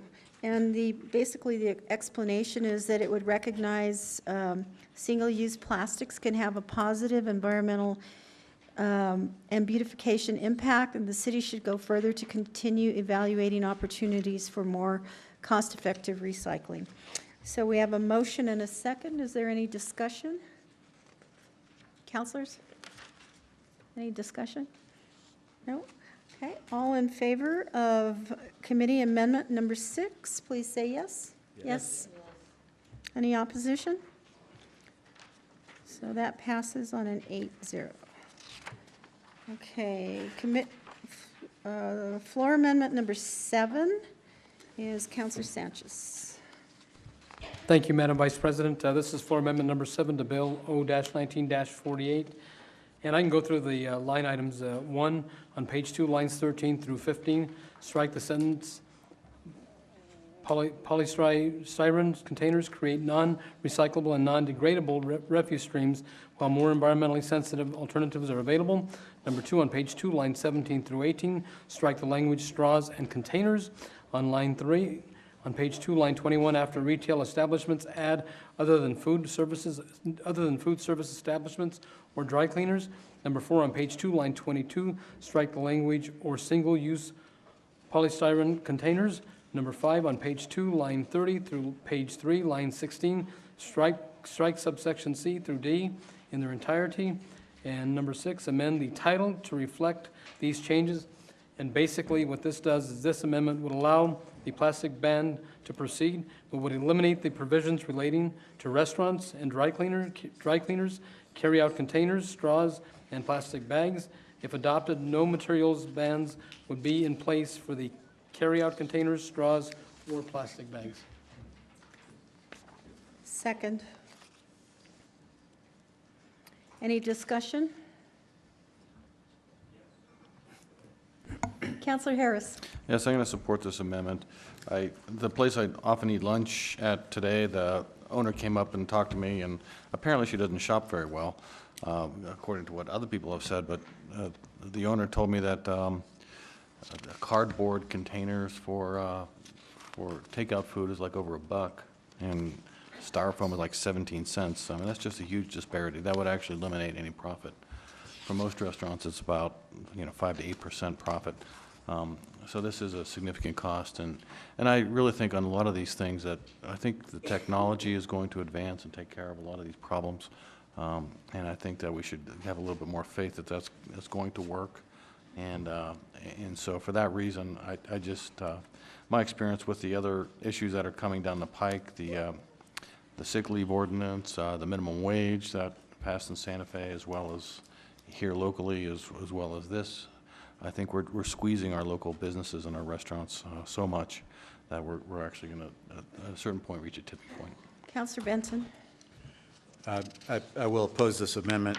And I just wanted to, I think this will be my only chance to say this, otherwise I wouldn't be spending our time. But, you know, hearing from the restaurant folks and, you know, I heard a lot about just taking on personal responsibility and voluntarily cleaning up after your own garbage and not making a law, do it voluntarily. I fully agree and fully understand that everything is costing more, no question about it. And we are in a society where we pay the cost of what we consume. So if we decide as a society we're going to pay a better living wage, then we're going to pay more. If we're going to decide that that we have to have better energy conservation in buildings, for instance, which is something we're talking about now, we have to pay more. Those builders are going to have to pay more for energy conservation, and the consumer will too. And in the case of these products, we need to pay the true cost of these products. So we're paying an artificially low cost for a product that harms the environment. And that's the reason I can't support this. I'm confident that our restaurant industry can adapt to this. I think there was some, actually, for those of you who didn't notice, there were some errors in the economic impact analysis. The cost that we're talking about is fairly small. Yes, that does add up. Yes, if I'm a business with primarily, let's say, a sit-down restaurant, but that I have a certain takeout offering to the public, then I could say, well, you know, this takeout per entree is a 20-cent fee or whatever, you know, call it what you wish or add it to the cost. But it's asking us to pay the true cost of what these products are doing to the environment, which is incalculable, as Councilor Gibson spoke last time. But that's why I can't support this, as much as I do support our restaurant industry and the fine people who came down here to speak. Councilor Davis? I really appreciate that, Councilor Benton, and I agree with you. This is sort of our opportunity just to have this conversation about the sort of exemptions and where. And so I promise I won't speak a lot more about any of this other. But I do want to acknowledge, you know, from the very beginning, I thought it was not necessary for us to do an economic analysis. I thought the impact we'd heard from a handful of restaurants and businesses were telling us that, and so I opposed the economic analysis. But we did sit down with the Restaurant Association. They promised to give us data. When they changed their minds, we didn't give up. We sent our staff out to do this work. My own analyst went not just to the Sam's Club that serves like 50% of small businesses, but to the Shamrock National Restaurant distributor up on Paseo, to their warehouse, and visited and got real data. The Biopark brought us actual cost here in Albuquerque to serve thousands of families a week and all kinds of different things. And I appreciate very much, and I want to apologize to Mr. Garcia earlier. I think I was being a little gruff in our conversation, and I apologize because you worked with us early. We've gone through sort of what those costs would be, and I appreciate very much that we've continued this conversation, and from the concerns that sort of we all looked at online earlier, even Garcia's has helped us come up with what the real cost would be for them, and that took time for them to do. And so I do think it is can we afford 25 or 30 cents more to do that? I acknowledge that our staff did a really great job and really did the research, and I trust that they stepped up to do the work, and I think it's now our job to say that we debunked the myths and we know what it costs here. I'm not saying we shouldn't listen to restaurants. I'm saying we did. They were concerned and they were getting bad information. We corrected the record based on folks who were willing to step up. And just like when we heard that the fee was something that was problematic for small businesses to administer, we made it optional. And then we made it, thanks to the Vice President, we made it a way to protect folks who can afford not to pay. We've been right to listen to these from the very beginning, but as Councilor Benton said, this responsibility should not be just for some people and not for others. That's what this does. I don't think 12 or 20 cents more is asking too much of people to step up and do. And so if we were going to add $2 to a takeout order of enchiladas, I wouldn't vote for it either, but we now know we're not doing that, and I don't think it's fair to us to pick winners and losers in our business community. I think we all bear an obligation for our future, and I want to see us, I think this amendment is not necessary. Councilor Gibson and Councilor Sanchez. Thank you, Madam Vice Chair. I really don't think it's a a fair thing to point to minimum wage or healthcare, introducing healthcare for workers as an excuse to not pass something like this for restaurants. It's kind of a, you know, we can do more than one thing at a time, and we have to do more than one thing at a time. And I know nobody wants to raise their prices. I understand that, but I agree with the analysis that they're artificially held low at a greater cost. And I've worked in restaurants before. I know it's a really hard job, hard, heavy, scary sometimes. But this is something that we can do. And it's going to take, I really believe that it's not just the restaurants. This is a responsibility of everyone in Albuquerque, of everybody here, just changing our habits, looking at things a little bit differently.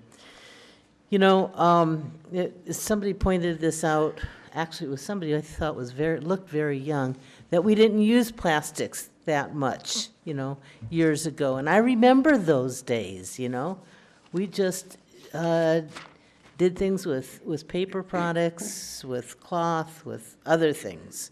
And I think that we're going to have to kind of get back a little bit more to that. And actually, you know, this will drive other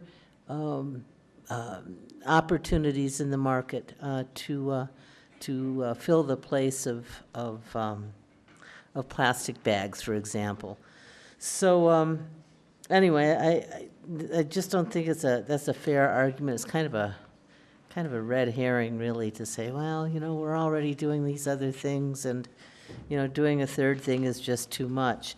You know, it's too much, and I've learned so much in the past several months, and stories that I've heard and facts that people have given to us here and in meetings that I've had outside of this. But the one thing that sticks with me, and this is from the National Geographic, by mid-century, pound for pound, we're going to have more plastic in our oceans than we have fish.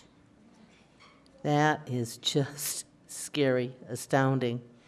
So, you know, I won't be alive mid-century, but, you know, a lot of people I know right now and that I love are going to be alive mid-century and starting their own families. So I want to do whatever I can right here and right now to make it a little bit better for them. Thank you.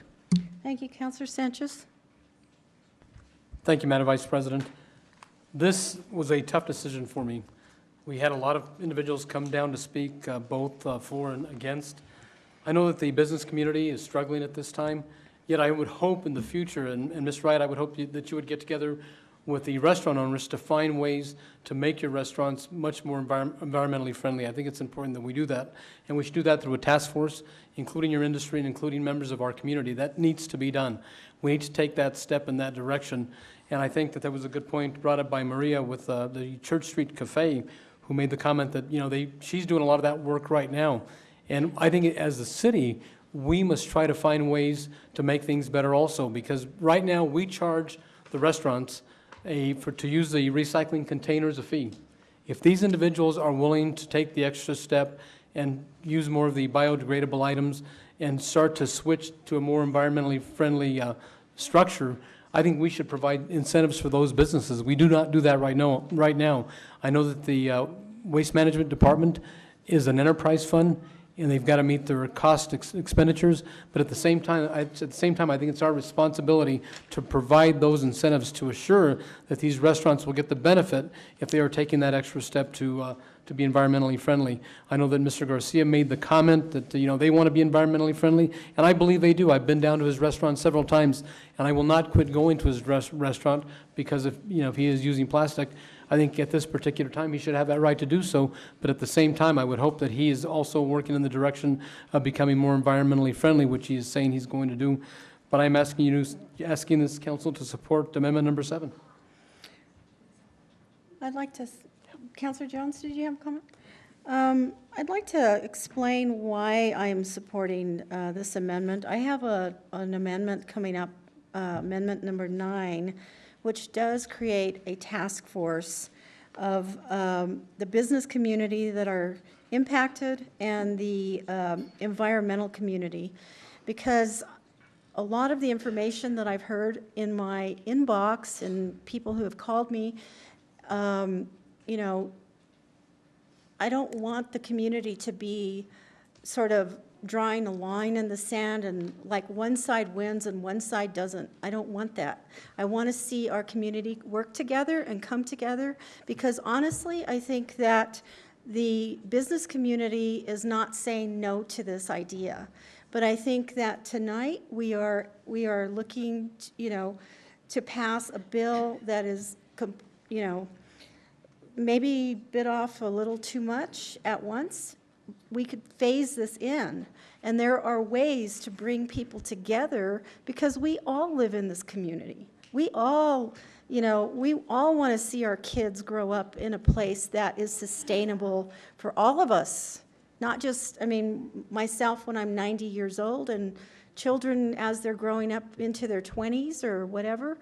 So I think it's really important that we don't draw a line in the sand and say, okay, well, the environmental community won or the business community lost, and walk out of here thinking, you know what, we did a disservice to our community because we didn't bring people together and we didn't take the time to really sort of, you know, knock out the sort of the rough edges and create something that everyone can live with. And so the reason that I'm supporting this is because I think that this is something that could kind of, in my amendment number 9, creating that task force, they could actually spring forward with this and come together, come back to a council meeting and say, council, here is something that we all can live with. And here's something that we can, you know, maybe the business community can phase in. So I am supporting this, but I also have an amendment that is subsequent to this that creates a task force to actually bring members of both communities together to come up with a viable solution. And so with that, I guess if there's not any other discussion, then I'll call for the vote. All in favor, say yes. Yes. Yes. Could you show your hands, please? So I guess that's 5-3. Passes on a 5-3 vote.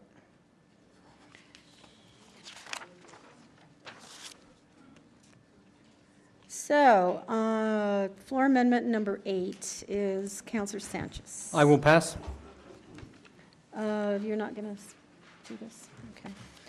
Okay, floor amendment number 9 is me, and this is on page 5, line 3, add the following. The city shall commission a task force within 6 months of enactment of this ordinance, consisting of 5 representatives of the impacted business community and 5 representatives from environmental and city beautification interests, to evaluate the need and options for regulating the use of polystyrene and plastic straws in the city. Members of the task force shall be appointed by the city council. And basically, I think I have already said why I'm proposing this bill. Madam Vice President, I just want to clarify that this would be amendment number 8. Oh, because we withdrew one. Thank you. This is floor amendment number 8. Or committee amendment, rather. So we have a motion and a second. Any discussion? All in favor, please say yes. Yes. Yes. Yes? No, everybody? All in favor of this amendment signify by saying yes. Yes. Okay, opposed? So 5-3? 3-5? Okay. So I guess that bill fails. Chris? Sorry? Fails. Madam President, that motion fails. I will just say that I'm very disappointed, because I really think that you know, we really should have a lot more discussion Madam- about our, Madam President, if I make a comment, I don't unsupport that at all. I think we should figure out a process to do that, and I'd support your efforts to do that. I'm just not sure it belongs in the bill tonight as we're trying to figure these pieces out, but I would totally support the effort to continue to figure out the answers for these other two items that have been removed so far, and I'd love to work with you on it. I'm just not sure it belongs in here today at this moment. So okay, thank you. Okay, so this is 9, correct? Okay, so this floor amendment, committee amendment 10 becomes 9. And this is Counselor Pena also asked me to move this bill, or this amendment. On page 3, line 21, add the following before the period, before the quotations, period, quotations, and the prohibition on single-use plastic bags shall not apply to recyclable number 2 plastic bags. And the amendment would permit retailers to continue using number 2 plastic bags which are recyclable. Councilor Benson. Thank you, Madam Vice President. Could I ask Solid Waste to explain what this is? Because I recycle plastic bags now. I put them inside a big plastic bag and I drop it off at Lowe's, and so I don't know where it goes after that, but I mean, I don't really understand the distinction between a number 2 recyclable plastic bag and something else. Council Vice President and Councilor Benton, the differences has to do, they're both very similar. So the number 2 is just maybe a little bit thicker than the number 4, which is a lot thinner. However, they still have the same effect as far as when it goes to the recycling plant. They still get caught as a tangler and those kind of things. Okay. And I noticed it says here that it is recyclable. However, really the only market for plastics is in recyclable number 5s right now. So there really is not a whole lot of distinction between these two types of plastic bags. Thank you. There is not, sir? No, not a whole lot of distinction. No, not a whole lot of distinction. It just has to do with the thickness, Councilor Borrego. Okay, so I moved the bill, the amendment. Was there a second? There is a second, okay. Any discussion further? All in favor? Councilor Sanchez left the room. All in favor? Yes? Opposed? No. Okay, so that's 5 to 7. Okay, no further business to come before this council? Oh, I'm sorry. We have to go back to the original bill.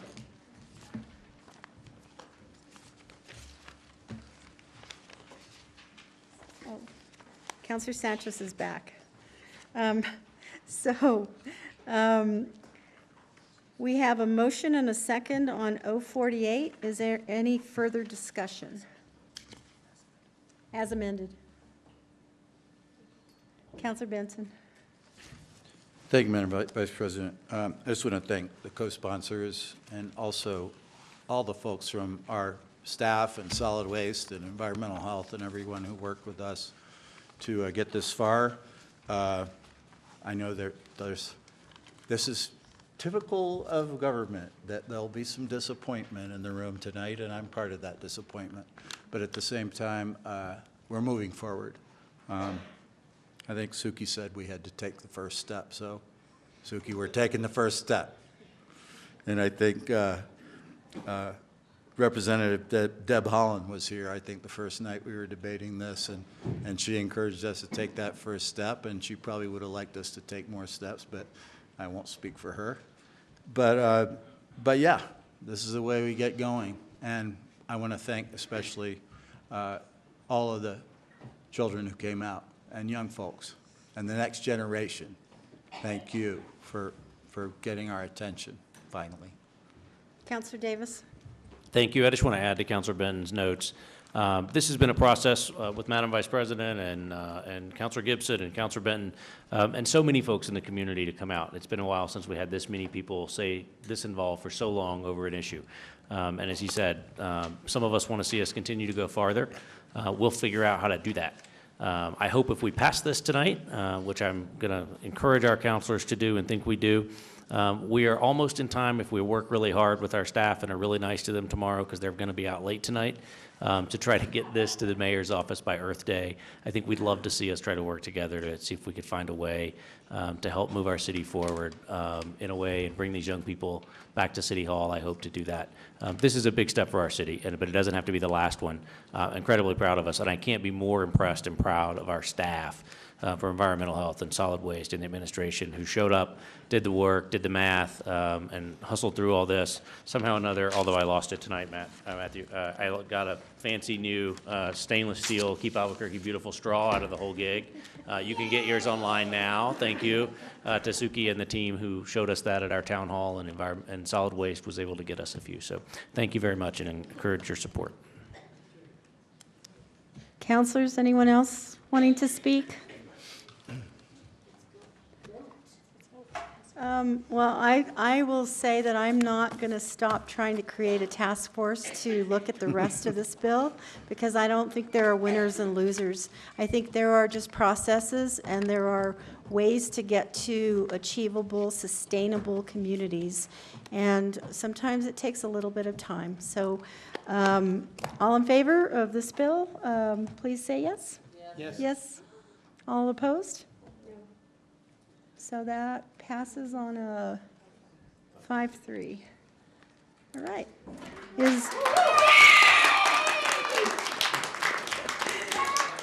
There being no further business to come before the council, this meeting is adjourned.